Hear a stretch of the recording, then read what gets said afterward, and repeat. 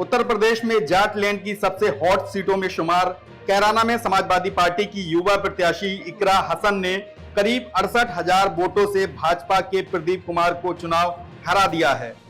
London return इकरा हसन ने महज अपने 2 साल के राजनीतिक अनुभव के साथ ये कमाल कर दिखाया है।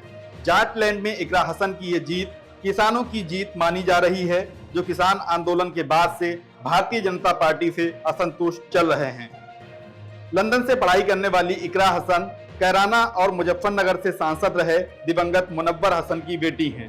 उनकी मां तबस्सुम हसन भी सांसद रही हैं और इकरा के दादा भी सांसद रहे हैं।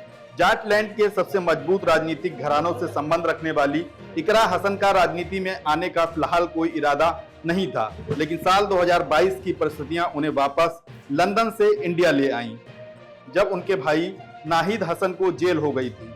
तब इकरा हसन ने ही 2022 का विधानसभा चुनाव संभाला था और जेल में बंद अपने भाई नाहिद हसन को विधायक बनवाया था। साल 2022 के चुनाव में इकरा हसन चुनावी कैंपेन से चर्चा में आई थी। अपनी सादगी और मुद्दों पर बात रखने के लिए चर्चित इकरा ने बेहद सधे अंदाज में वो प्रचार किया था और नाहिद हसन को जीत दिलाई थी। माना जा रहा है कि तभी से इकरा हसन समाजवादी पार्टी के मुखिया अखिलेश यादव की पसंद बन गई थी और चुनाव से करीब 1 साल पहले अखिलेश यादव ने इकरा को कैराना से चुनाव लड़ने की तैयारी करने का संदेश दे दिया था।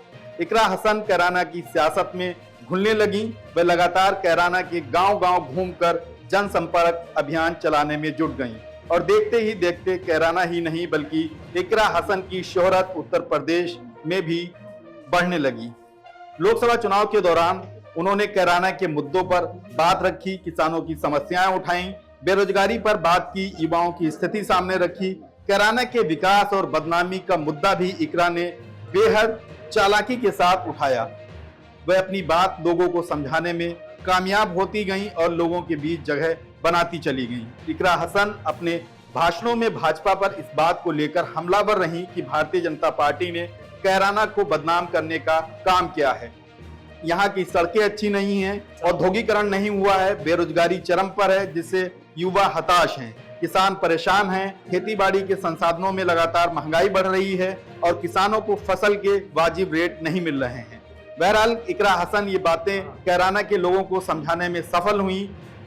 चुनाव के दौरान इकरा ने जिस तरह से कैराना में अपनी जगह बनाई थी, चुनाव के दौरान ही काफी हद तक उससे ये साफ हो गया था कि इकरा हसन अपने पिता मुनव्वर हसन की सीट से सांसद बनने जा रही हैं। और जब मंगलवार को चुनावी नतीजे सामने आए तो इकरा ने उस उम्मीद को सच कर दिखाया है। इकरा हसन कैराना की सांसद बन गई है। उन्होंने भाजपा के प्रदीप कुमार को हराकर ये सीट जीत ली है। इसी के साथ इकरा हसन शायद इस चुनाव में सबसे कम उम्र में कैराना से चुनकर संसद पहुंचने वाली पहली नेता भी बन गई हैं। जाटलैंड में भारतीय जनता पार्टी के लिए ये एक बड़ा झटका माना जा रहा है। कैराना जहां मुस्लिम आबादी बेहद कम है, वहां से इकरा हसन ने चुनाव में जीत दर्ज की है।